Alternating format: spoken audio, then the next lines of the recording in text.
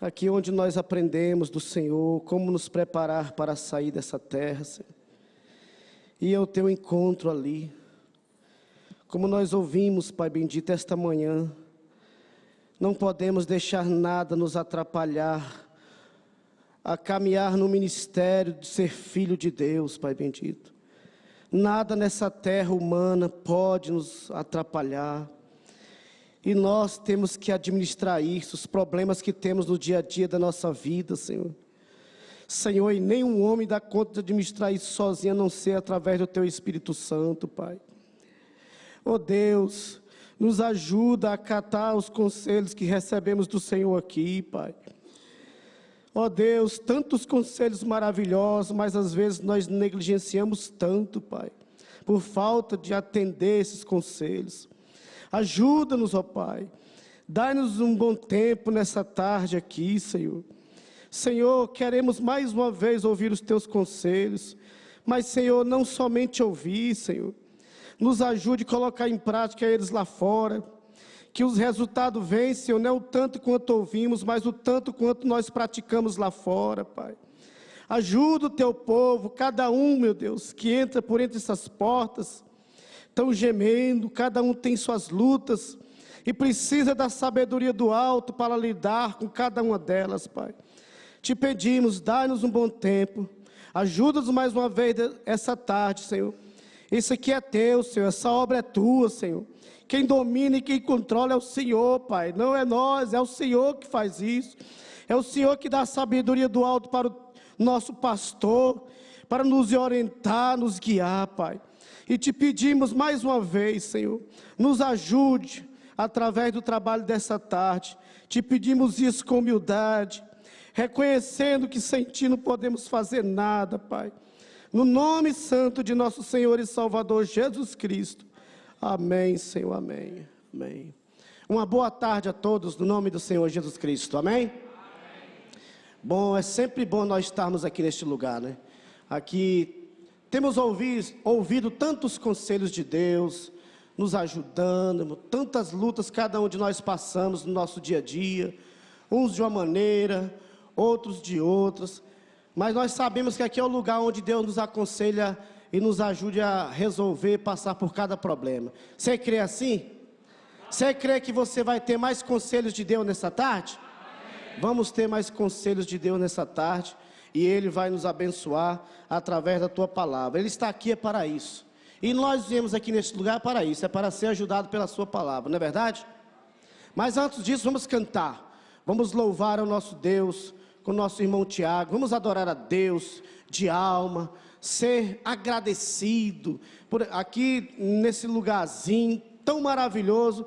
Deus tem nos ajudado tanto, irmãos, Deus tem nos dado tanto conselhos, e às vezes nós fazemos desse lugar um comum, mas não é comum. Vamos aproveitar, vamos adorar a Deus de alma, cantar e aproveitar os conselhos que Deus tem para nós nessa tarde. Vamos cantar.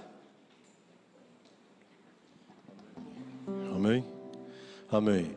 Vamos começar com que saudade que nos vem a lembrança de rever aqueles que já partiram para o céu. Lá verei meu pai, lá verei minha mãe. Vamos cantar este?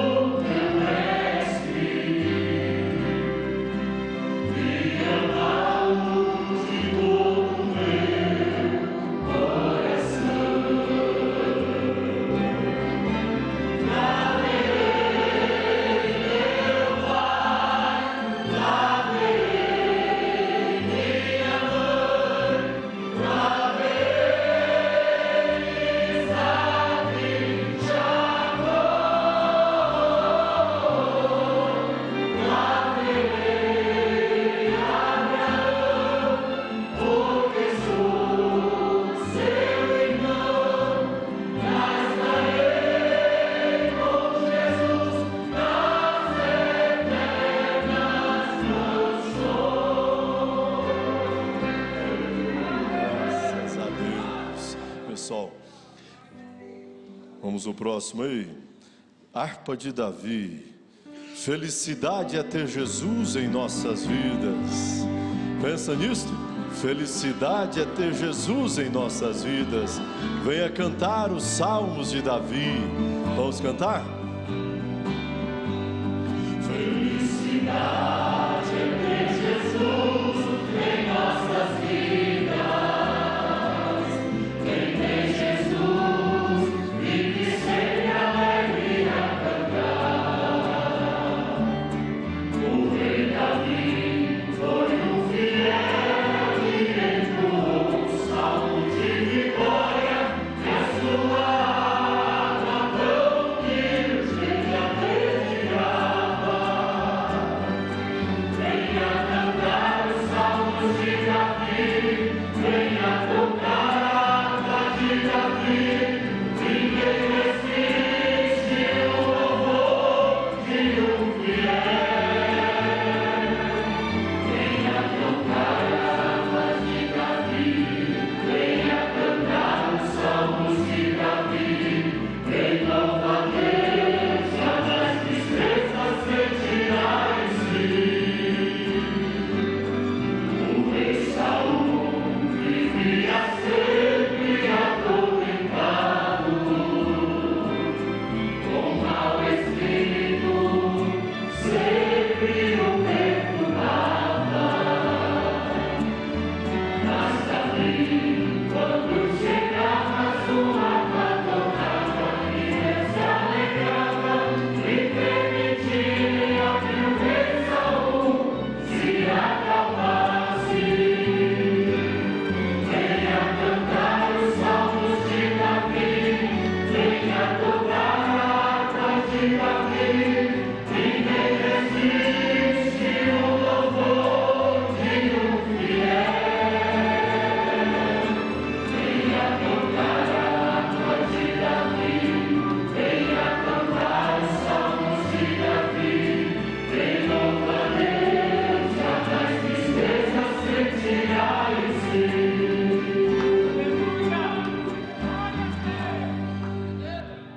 Amém. Obrigado, irmão Tiago. Deus te abençoe, Deus te abençoe. Vamos ficar de pé, meus irmãos. Vamos ler a Escritura para a nossa meditação do trabalho de hoje de tarde, que está lá em Lucas, capítulo 14, versículo 28, 29 e 30. A Bíblia não nos deve nada. Deus não nos deve nada, irmão. Ele nos orienta em todo sentido da nossa vida. E hoje o nosso tema vai ser o que a Bíblia diz sobre a educação financeira. E Jesus nos dá, já nessa escritura, os bons conselhos. Que diz assim, Lucas 14, 28 a seguir. Pois qual de vós, querendo edificar uma torre, não se assenta primeiro a fazer as contas dos gastos? Então, se tem conta e tem gasto, tem que ter dinheiro, não tem? Tem como ter conta e gasto sem ter dinheiro? Não tem como. Primeiro a fazer as contas dos gastos, para ver se tem com que acabar. Para que não aconteça que depois de haver posto os alicerces, e não podendo acabar, todos os que a virem, começam a escarnecer dele, dizendo, este homem começou a edificar e não pôde acabar. Podemos assentar.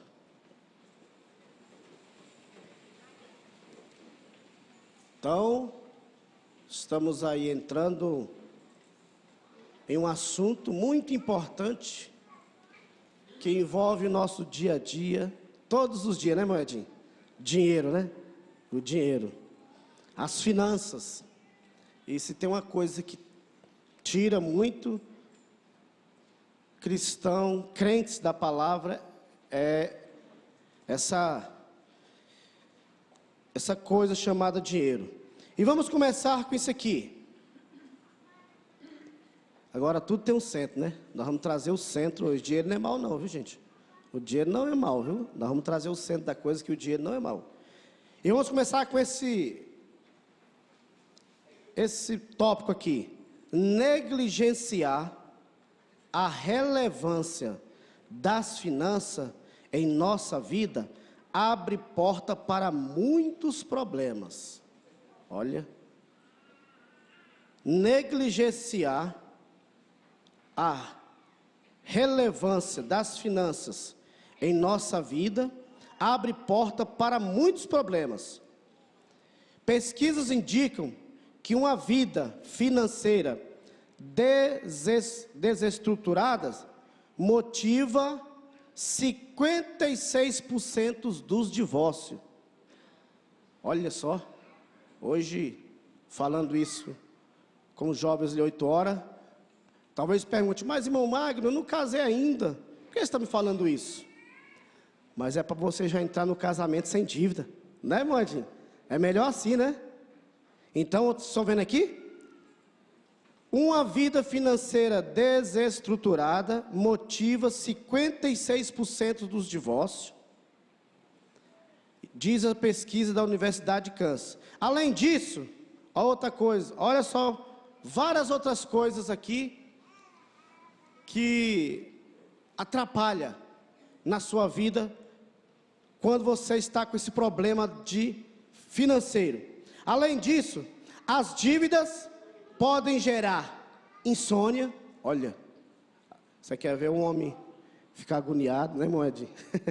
É porque chegar a data dele pagar aquela conta e ele não ter aquele dinheiro. Isso traz insônia. Vamos ver outro problema que causa?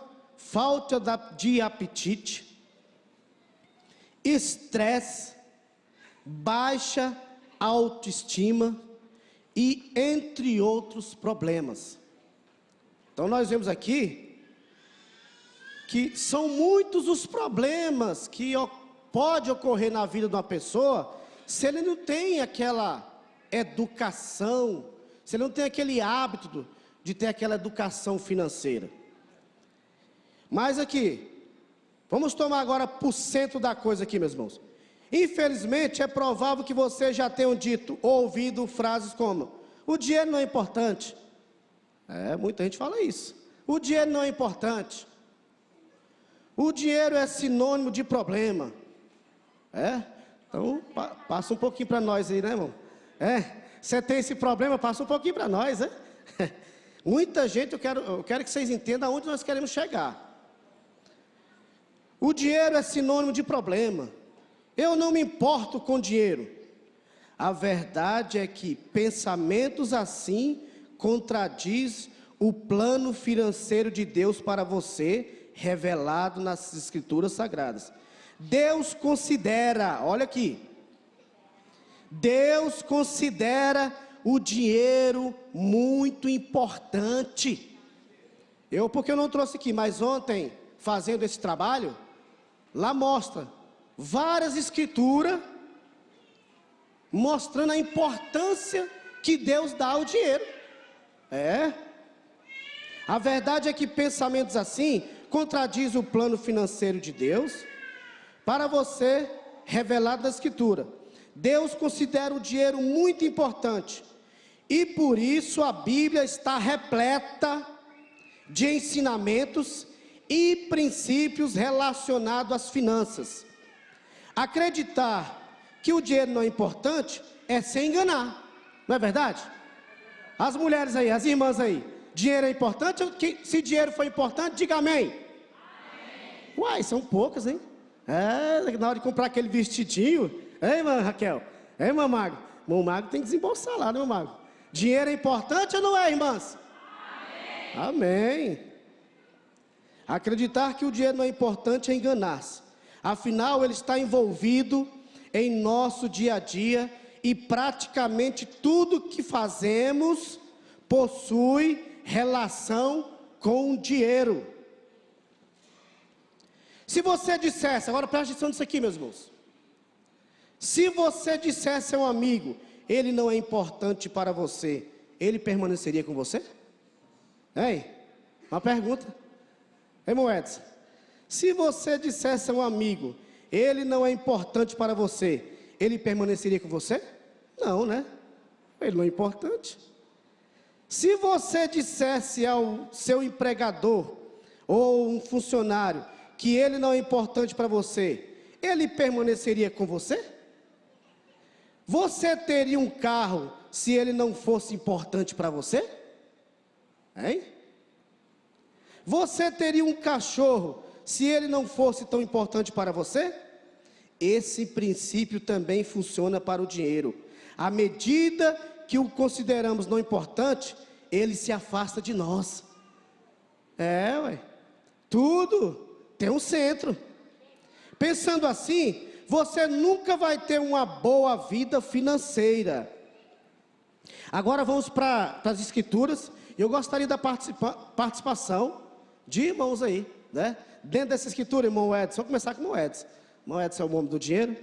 Olha, irmão Edson, lá em Provérbios 21:20 diz assim: sobre poupar, há tesouro precioso e azeite na casa do sábio.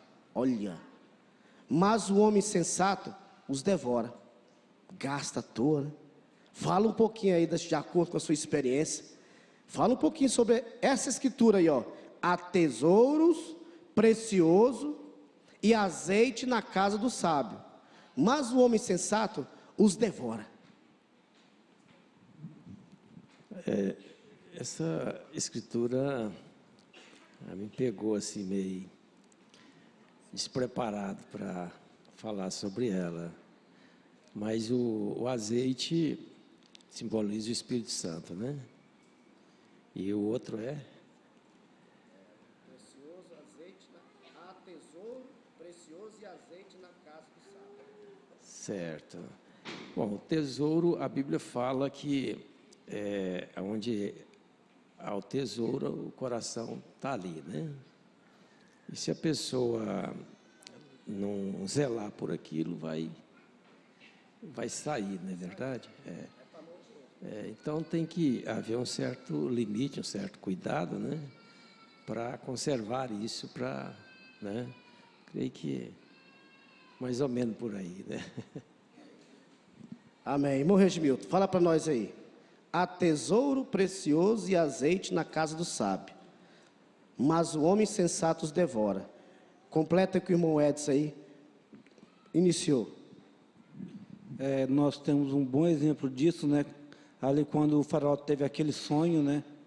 Das 7 vacas gordas e depois das 7 vacas magras, que devorava as 7 vacas gordas, né? José veio e interpretou justamente isso, né? Um tempo de bonança, mas depois haveria um tempo de fome. E eu creio que todo ser humano na vida, ele tem essas duas fases. Todo ser humano, independente de quão rico ele seja ou tão pobre ele seja, ele vai ter uma fase que ele vai ter mais bonança, mais uma finança mais gorda, e ele vai passar por uma fase difícil. Então é sempre bom ele parar para sentar quando ele estiver passando por essa fase. Então ele guardar um pouquinho, porque vai vir uma fase difícil também. Então, uma vez eu vi uma pessoa falando assim: eu não guardo, se eu ganhar R$1.000 hoje, eu gasto os R$1.000 amanhã. Sabe por quê? Porque eu sei que depois da manhã eu vou ter que ganhar de novo. Mas eu tenho visto essa pessoa passou por uma experiência muito amarga, e eu creio que hoje ele jamais falaria isso novamente.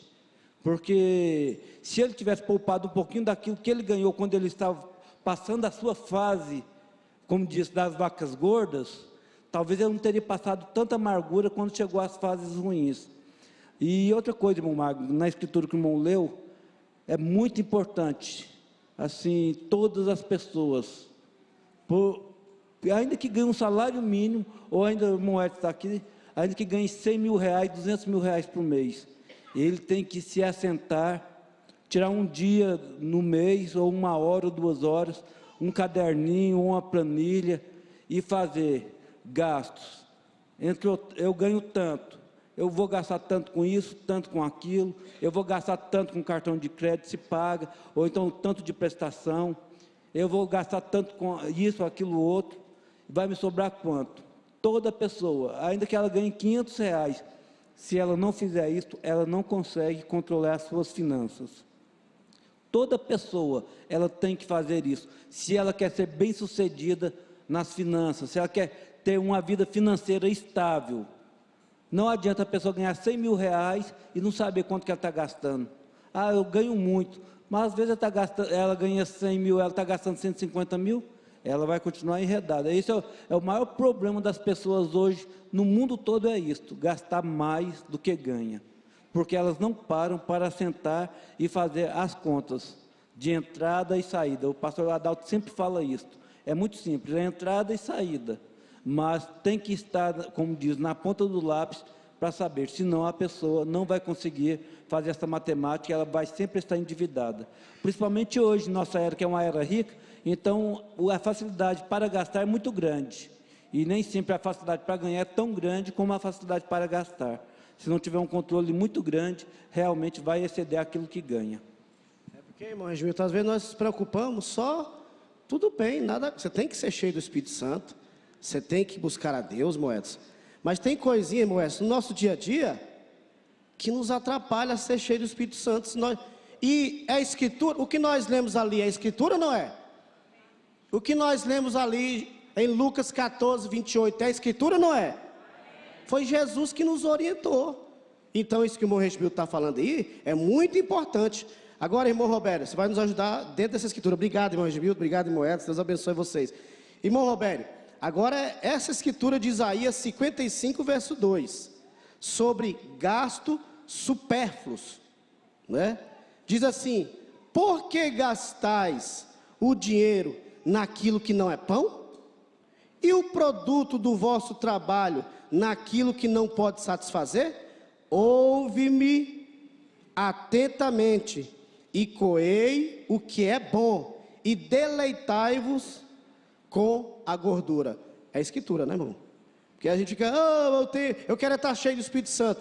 Mas, irmãos, para estar cheio do Espírito Santo, nós devemos ter cuidado com as pequenas coisinhas, os pequenos, irmão Roberto, vamos dizer assim, deslizes que nós temos no nosso dia a dia, que ele vai crescendo, e aí de a pouco vira uma bola de neve, aí atrapalha até nós estar aqui nos cultos. Fala um pouquinho sobre essa Escritura de Isaías 55, 2, gastos supérfluos. Amém. Boa tarde com Jesus. O item supérfluo, ele é muito, eu acho que é uma autoanálise que cada pessoa tem que fazer, né? Então, eu acho que uma coisa que você tem que ter é manter a ordem. Você tem que ter ordem na sua vida financeira, tem que ter ordem na sua vida como geral, né? E quando você começa, uma coisa se torna supérflua quando ela não é mais necessária para você, entendeu? Vou dar um exemplo. A mulher compra um sapato e fica 1 ano sem usar ele, entendeu? Aí vai lá e compra outro. Aquilo ali está se tornando uma coisa supérflua, ela não usa, ela está comprando simplesmente para atender um desejo momentâneo, entendeu? Guarda no guarda-roupa, nunca nem olha para ele, está lá, e isso é um gasto supérfluo. Agora, a pessoa que compra o mesmo sapato para usar, não é um gasto supérfluo, né? Você faz uma viagem, um ano você tira uma férias por ano, faz uma viagem com a família, isso é necessário, né? Tendo das condições, isso faz bem para você, né? Agora, a pessoa vive viajando e não se preocupa com o lado profissional, não se preocupa em poupar, né? E já se torna um gasto desordenado, né? E muitas vezes, o dinheiro, aí o que acontece? A pessoa começa a adquirir gosto por fazer uma coisa, ela adquire, porque o ser humano, ele é costume, né? Ele adquire um costume repetido, quando ele faz muitas coisas repetidas vezes, ele adquire um costume e começa a fazer aquilo ali sem perceber, né? Então, se a pessoa começa a comprar o que não precisa, daqui a pouco ela está comprando um monte de coisa que ela não precisa porque acostumou. Aí está com gasto supérfluo. Aí pega o dinheiro que deveria poupar, gasta para atender esse costume dele, né? E não poupa, e não tem nenhum tipo de vida ordenada, vida financeira ordenada. Como o senhor mesmo citou, irmão também o Regimilton colocou muito bem, irmão Edson, a vida ela é feita de fases. Um dia você está lá em cima, um dia você está lá embaixo. Quem está lá embaixo, com certeza um dia vai subir, né? Mas estar lá embaixo é difícil. Você ficar lá embaixo sem ter condições financeiras para dar o que você quer para o seu filho, para comprar o que você precisa, entendeu? Um jovem que não consegue, não está conseguindo progredir na vida, mas tem muita vontade, quer comprar, não consegue, isso é difícil, entende? Eu creio que muitas famílias, hoje, eu acho que nós filhos não passamos pelo que nossos pais passaram, né? Eu tenho certeza que tem muitos pais aqui que teve histórias magníficas, saíram lá, talvez do Nordeste, saíram do interior de Minas, de algum lugar, sem nada, e sofreram muito mais do que nós, que vamos dizer, numa outra geração agora, sofremos, que nascemos aqui, né? Hoje a gente tem qualidade de vida que nem se compara ao que nossos pais talvez tiveram. Eles lutaram, eles se programaram, e às vezes a gente não dá valor ao dinheiro que a gente ganha hoje, né? Eles são heróis, eles conseguiram construir uma estrutura de vida, nossos pais, para nós, que está permitindo com que a gente tenha um futuro melhor. Você entende? Então, às vezes, tem um pai aqui, outro que não tem uma condição financeira muito boa, mas só ele ter chegado aqui, já teve, você mostra que ele teve um crescimento profissional, você entende? Muitas vezes uma pessoa ganha menos e tem muito mais do que aquele ganha mais. Simplesmente porque gasta com o que é necessário, poupa na hora certa, não gasta com qualquer coisa, não tem gastos supérfluos, e isso é um ensinamento para os jovens. Não é só, os jovens, ele não tem que só se basear na pessoa que ganhou muito dinheiro. Às vezes um filho tem que se basear na história do próprio pai, que não é rico, não tem muito dinheiro, mas está conseguindo dar uma qualidade de vida muito melhor do que a que ele recebeu dos pais dele. Tá? Ele não ganhou riquezas financeiramente, mas só em ele ter saído de onde saiu e chegar onde colocou os filhos dele hoje, é uma vitória. Ele teve o que o filho precisa, um ensinamento, o filho tem no próprio pai um ensinamento de como construir uma vida melhor, né? Então, assim, não gastar de qualquer forma, não gastar tudo que tem, não deixar de pensar que amanhã possa haver um problema financeiro, que todo mundo pode passar, e estar preparado para isso, porque os problemas financeiros só é um problema para quem não está preparado para ele, né? A gente costuma dizer que risco, ele só é um problema para quem nunca pensou nele, porque quem pensa nesse risco se prepara, e quando ele acontece, ele não é um problema, ele já sabe exatamente o que fazer, e tem paz para fazer, né? Enfim, eu acho que é isso, é você se programar para o amanhã. E feliz do jovem que começa, irmão Jonathan, fazer isso logo cedo, não é verdade? Já pensou? Hoje eu estava falando com eles ali no período da manhã, ou se eu tivesse esses ensinamentos quando eu tinha meus 14 anos, irmão Jonathan, quando eu tinha meus 15 anos, eu creio que a gente seria bem mais sucedido, não é verdade? E hoje estes jovens têm esse rico ensinamento de como já começar isso logo cedo. E eu quero que você faça um comentário dentro disso aqui, irmão Jonathan. O desejo de consumo é inerente ao ser humano, mas sempre deve ser precedido pelo planejamento financeiro, marcar os ganhos, os gastos, monitorar rotineiramente e agir. Tem gente que não age, né? Agir no dia a dia para não perder o controle, gerenciando suas próprias contas. Isso é fundamental. Fala um pouquinho sobre isso aí. Você, como irmão muito novo, jovem, ainda para nos ajudar. Então, boa tarde a todos, em nome do Senhor Jesus Cristo. E está interessante esse assunto, porque hoje, dentro da minha família, estamos passando por um momento de reorganização financeira, né? Uma nova cultura, um simples apagar a lâmpada, ou não ficar um tempo excessivo num banho, ou qualquer coisa do tipo, tudo isso nós vamos aprendendo, né? Então, Deus me deu uma outra filha agora no final do ano, e então vem gastos extras com fralda e coisas do tipo, seja com remédio, assim por diante. Então a gente passa a poder entrar nesse assunto aí do supérfluo, né? Esse assunto de você às vezes gastar, será que isso é realmente necessário para mim? Será que realmente eu preciso? Porque um dos segredos não é só você ganhar mais, é você gastar bem o que ganha. Porque no momento que você ganha 1.000 e você gasta bem aqueles 1.000, você tem um conforto que aqueles R$1.000 te proporcionam. Mas se você passa a ganhar 2.000 e quer gastar 3, então de repente você não tem o conforto nem que os R$1.000 poderiam te proporcionar, porque dos 2.000 você está devendo 3, 4, 5, né? Então assim, todos nós temos altos e baixos no financeiro, o que o senhor falou também no começo, sobre às vezes ficarmos sem sono, sobre às vezes, isso já aconteceu comigo, tal dia vence tal conta, eu não tenho R$1 para pagar, e agora como é que faz? Então, o segredo é não se abalar. O segredo é, começando aí, não se abalar, estruturar. Mas já teve um prejuízo? Teve. Se estrutura dali para frente. O que eu posso fazer a partir de hoje para poder mudar? Antes de tudo, né, para poder a gente se organizar, é entregar o dízimo, cumprir Malaquias capítulo 3. A Bíblia, não sei se esse é um dos assuntos que vai tratar mais à frente, mas só dando uma pitada nesse assunto, o devorador vem de qualquer forma, não entregando o dízimo, aí é que ele vem mesmo, aí é que Deus permite lutas, e Deus nos desafia, Ele diz, fazei prova de mim, se eu não te abrir a porta do céu e não te proporcionar maior abastança. Eu estava vendo, inclusive, com a minha esposa, eu estava com pouco dinheiro e tinha que entregar o dízimo, então nós dissemos, não, vamos separar o dízimo. Só de nós colocarmos o coração de fato naquilo, separarmos o dízimo, as coisas foram se resolvendo sem a gente nem perceber, não tinha nem vindo ainda à igreja para entregar. Isso foi durante a semana, várias coisas se resolveram porque Deus permite isso. Então tem também essa parte da programação. Mesmo eu vou citando eu mesmo, né? Vamos citar a experiência que eu já vivi, eu sei falar do que eu já vivi, eu sempre tenho esse ditado para mim. Então, de certa forma, eu me programei. Quando eu estava na escola, os colegas iam embora, comemoravam que o professor tinha faltado. Aí, vamos todo mundo embora. Eles iam embora e iam para a biblioteca estudar. Terminava meu horário de expediente da escola, terminava e ia embora, né?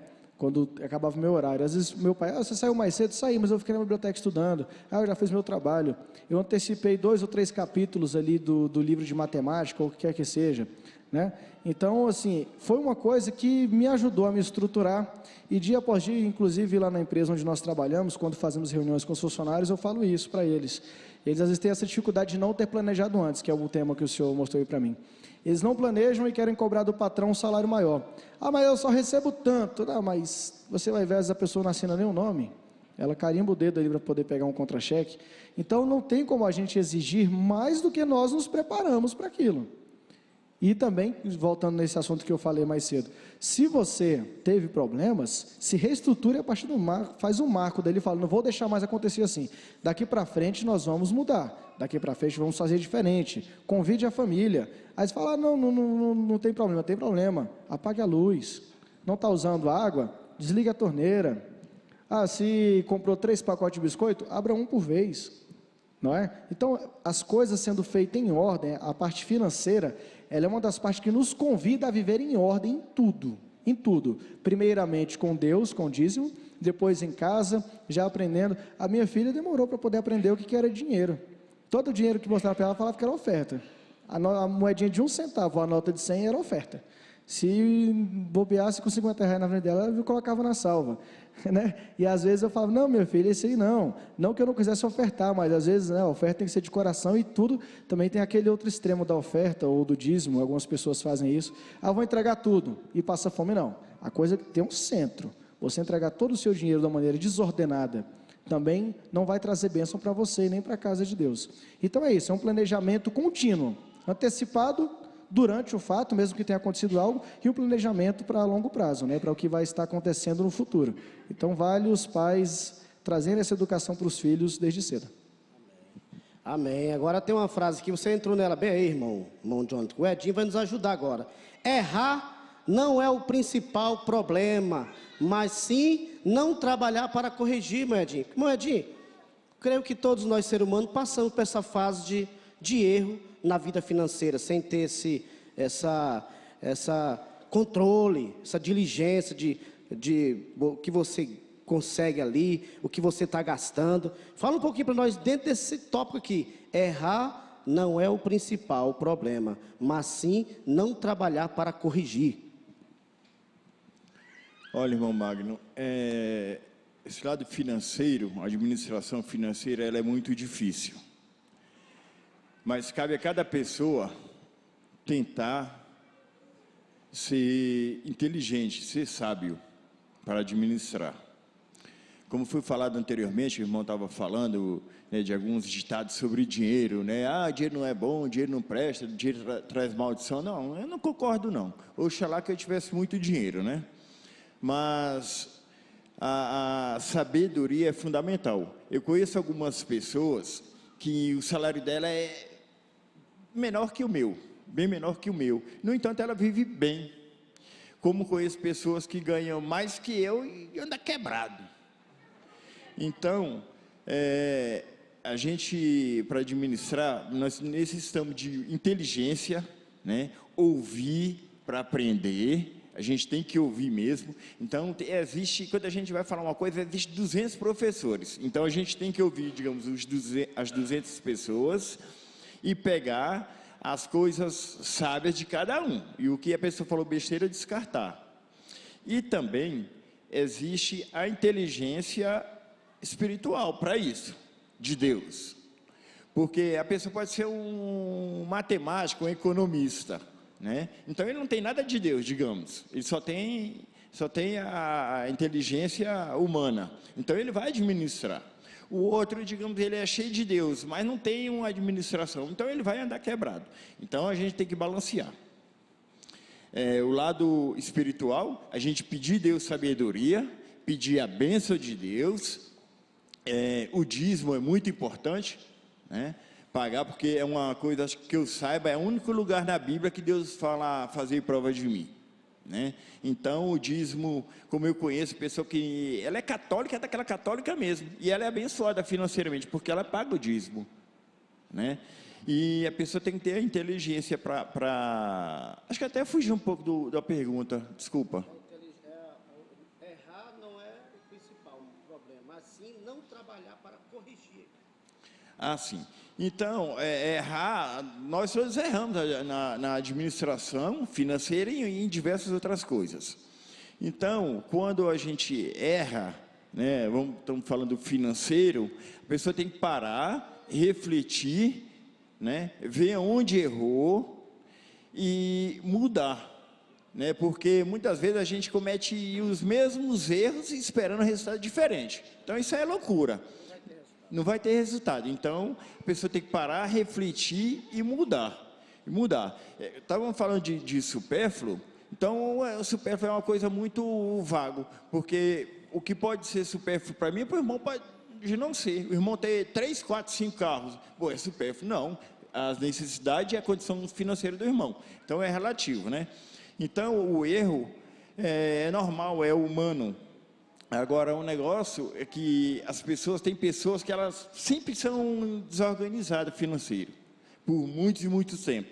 Mas é porque ela não para para refletir e continua os mesmos erros. Então, existem pessoas que erram financeiramente, ela desce, fica quebrada financeiro, mas depois ela para, reflete e corrige seus erros, né? Buscando sabedoria humana, sabedoria divina. Então, a pessoa dá a volta por cima. Então, o negócio é a pessoa mudar. Não é ficar cometendo os mesmos erros esperando um resultado diferente. Continuar ganhando um valor e gastando mais do que ela ganha, não guardar, não poupar e esperar que as coisas vão melhorar. Não vão. Só vai piorando. Acho que eu tentei ajudar, não sei se consegui. Amém. Para ser um bom administrador, não precisa ser um experto em matemática. Não precisa. Precisa de dominar a si mesmo para ser um bom administrador. Não precisa ser um expert em matemática, em física, não. É autocontrole. Precisa ter poder para dominar a si mesmo. Dominar aquela ansiedade de gastar. Porque é só 2 palavrinhas, resume tudo, só 2. Entrada e saída. Entrada e saída. Bom administrador, ele usa só essas 2 palavrinhas. Entrada e saída. Nunca deixar sair mais do que o que entra. Você nunca vai ter problema. Se entra no seu caixa R$1.000, você não pode deixar sair 1.001. Vai te complicar. Se entra 2, como o Edinho fala, um ganha tanto. Se entra 2, você não pode deixar sair 2 e 1, né? Porque isso é relativo. Às vezes o irmão Edinho, usando figura, viaja todo mês, faz uma viagem de lazer, de avião, vai lá para longe.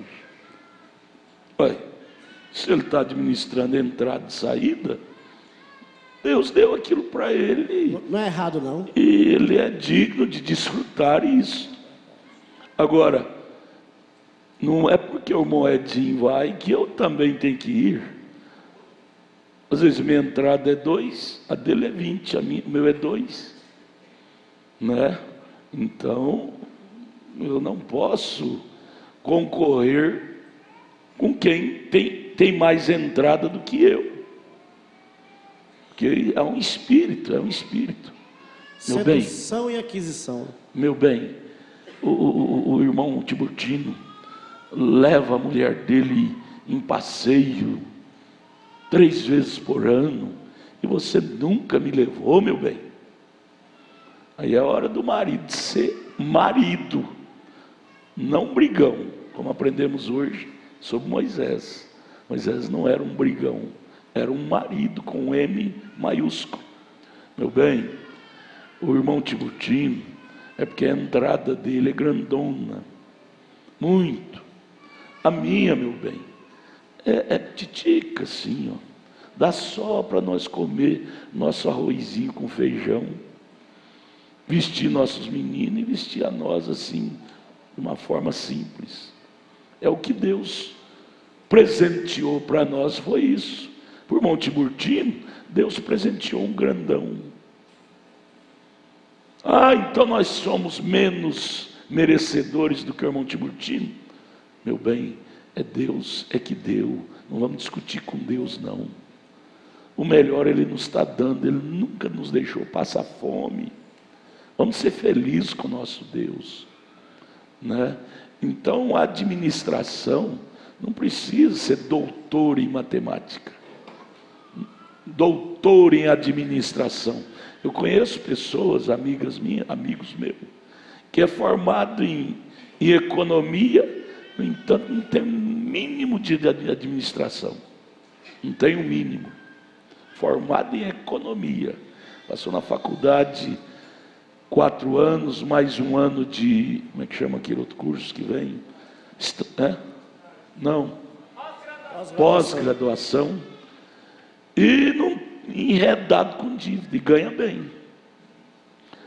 Não adianta saber álgebras se não tiver o domínio de si mesmo, domínio dos seus impulsos de gastar. Então a administração é saber administrar a si mesmo. Não é porque eu desejo, é que eu posso. Eu desejo viajar para levar minha família, uma viagem de lazer. Desejar é uma coisa, poder é outra. O irmão Tiburtino deseja e pode, então ele vai. Agora, eu desejo, mas não posso. Isso é uma matéria de culto doméstico com a família. Que uma família bem catequizada, ela vai ser uma família moderada, calma. Porque nós seres humanos, nós somos programáveis. Através do culto doméstico, você programa a sua família como viver no dia a dia, como viver com aquele pouco que Deus te dá. Uma porção que Deus te dá, pouco ou muito, sem se enredar.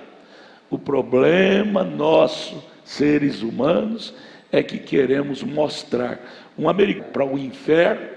Aí eu disse, não, Deus, eu não quero ser igual ao ímpio, não mudou de ideia. Obrigado pela porção que você me deu. Amém. Agora vamos entrar em Provérbios 21. Não seja daqueles que se obrigam apertando a mão a se fazerem fiadores de dívida. Se não tens o que pagar, arrebata-te-ão teu leito debaixo de ti. É preciso agir com responsabilidade. Preste bem atenção nisso aqui, meus irmãos. Isso é muito sério. É preciso agir com responsabilidade em todos os nossos atos. Um dos maiores motivos de inadimplência no Brasil, isso aqui foi pesquisa, viu, gente? Se deve ao cidadão que empresta o seu nome a terceiros. É preciso agir com responsabilidade em todos os nossos atos. Um dos maiores motivos de inadimplência no Brasil se deve ao cidadão que empresta o seu nome a terceiros. Empresta seu nome a terceiros.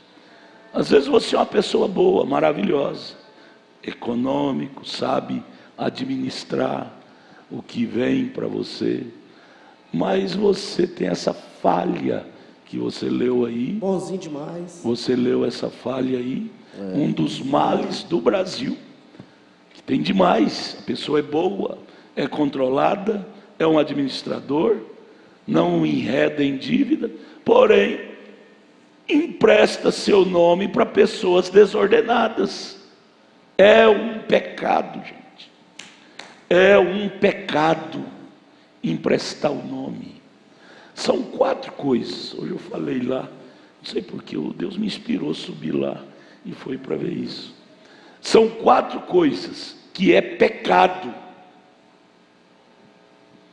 A primeira, emprestar escova de dente. Você pode pegar uma bactéria do dentro da boca do outro. Você usa escova de dente emprestada? Você usa? Você tem coragem? Fala, microfone. Não, de forma nenhuma. Moedinho usa? Escova de dente emprestada? Por quê? É uma coisa terrível, né? Nojento. Pode pegar uma bactéria, uma doença. É ruim, ruim, ruim. Tá bem. A segunda coisa, emprestar folha de cheque. É o mesmo mal. É ruim, é horrível, aquilo pode te enredar a sua vida. Terceira coisa, você tem coragem de emprestar sua esposa para um amigo seu?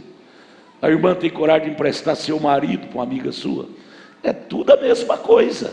Não deve, não pode. Você nem cogita pensar uma coisa dessa. Da mesma forma, você não deve cogitar, pensar em dar seu nome para avalizar alguém. Ah, mas o irmão precioso, para alugar a casa dele precisa de um avalista. Olha, diga, irmão, eu te amo demais, mas eu não quero ser seu inimigo. Eu quero lavar seus pés toda a ceia aqui. E se eu emprestar meu nome para ser seu avalista, você pode não pagar aluguel, e aí vem em cima de mim, eu vou ter que pagar, e aí vamos criar uma antipatia um com o outro. Então eu quero ser amigo seu e não ter problema. Então é falta de bom senso uma pessoa que empresta o nome, avalizar no negócio, Fiador.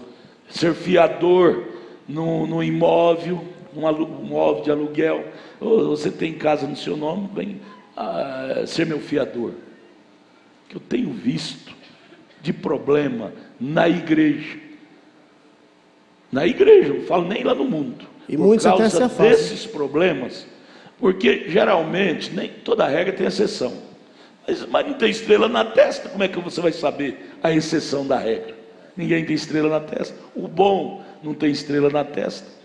O que eu tenho visto de pessoas na igreja é de mal com a outra, porque avalizou e a outra sujou o nome dele todinho, e ele teve que assumir a dívida.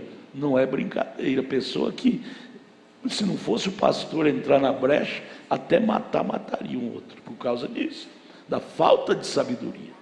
Eu tenho dito para os irmãos, porque esse filme é antigo, e eu estou nessa mensagem faz 46 anos, não é 46 dias. Eu tenho dito para os irmãos que têm bens, trabalham, têm empresa. Eu digo, irmão, você quer ser feliz? Você quer estar na igreja e amar a todos que ali na igreja está? Não ter problema com ninguém? Não pegue irmão para trabalhar na sua empresa. O irmão é bom, mas o diabo não presta. Ele vai entrar nesse meio e vai trazer problema para amanhã vocês não poder lavar o pé um do outro lá.